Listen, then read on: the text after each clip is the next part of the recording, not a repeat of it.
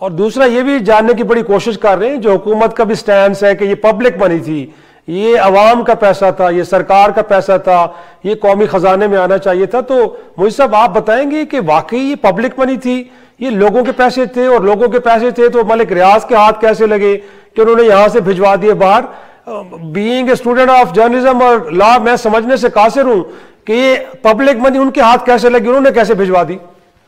देखिए, public money इस तरह थी कि अव्वल तो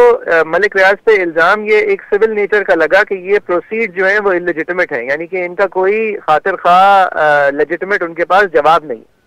जिसके बाद जो सिविल स्ट्रक्चर ऑफ लायबिलिटी है उसके अंदर इंग्लिस्तान में ये फैसला होता है कि आप फिर उस रियासत को वापस कर देते हैं, तो वहां वो पब्लिक मनी बन जाती है। अब वो रियासत को पैसे वापस होने थे, लेकिन रियासत की वापसी के बावजूद वो एक तरीके से मलिक रियाज की ही जेब में वापस डाल दिए गए थे, इस तरह कि उनके ऊपर जो एक और फाइन लगाए रखा था सुप्रीम कोर्ट ने। अब आप वो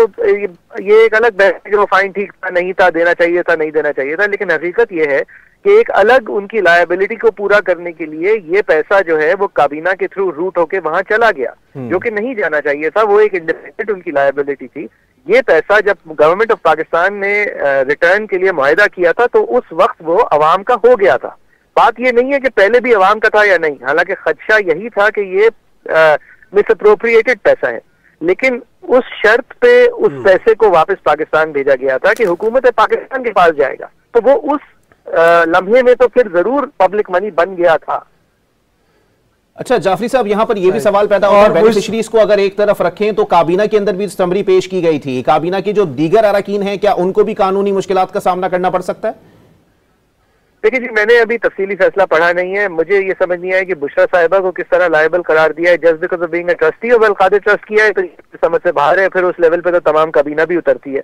लेकिन ये आप कहा जा सकता है कि प्राइम मिनिस्टर की सवाबदीद थी कि वो काबीना को इस तरह असेंबल करें तो वो किसी ज्यादा लायबल है, ये तो मैं समझ सकता हूँ। लेकिन ये समझने से कासिर हूँ कि जो प्रिंसिपल ऑफेंडर है जिसके लिए ये सब हुआ है उसके बारे में अगर जिक्र ही नहीं है तो फिर ये जुर्म बनता किस तरह है। लेकिन इल्जाम जो है वो काबिल तहकीक था, और ये एक वाहिद वो इल्जाम था जिसके अंदर अगर ड्यू प्रोसेस ऑफ लॉ चलता तो भी इमरान खान साहब मसले में थे, और आज वो मसले जो है यहाँ हो गए। अच्छा मोहित साहब, मैं आपसे जी बोलिए शराज साहब। जी मोहित, मैं ये थोड़ा सा मैं अपने आर्गुमेंट से थोड़ा सा ये कोशिश कर रहा हूं कि आप इसके एग्री करते हैं कि नहीं करते कि एक सिलेक्टिव जस्टिस, क्योंकि बैरियर टाउन कराची के केस में भी हमने देखा कि एब्सोल्युटली सिलेक्टिव जस्टिस है, और इस हद तक सिलेक्टिव जस्टिस है कि इनजस्टिस है। यानी जिस तरह मैंने पहले भी कहा, मैं बात फिर से दोहराऊंगा कि जिस मामले में वजन भी था इल्जाम में, उस इल्जाम को भी जिस तरह तहकीक की गई है और जिस तरह उसकी प्रोसीडिंग की गई है उसको फिर इस मरहले में मजे का खेज बना दिया गया है, जो कि असर नौ मजे का खेज, जो कि अपनी शुरुआत में मजे का खेज नहीं था। वरना तो बाकी जो सारे इल्जामात हैं, वो निकाह का इल्जाम हो या वो दीगर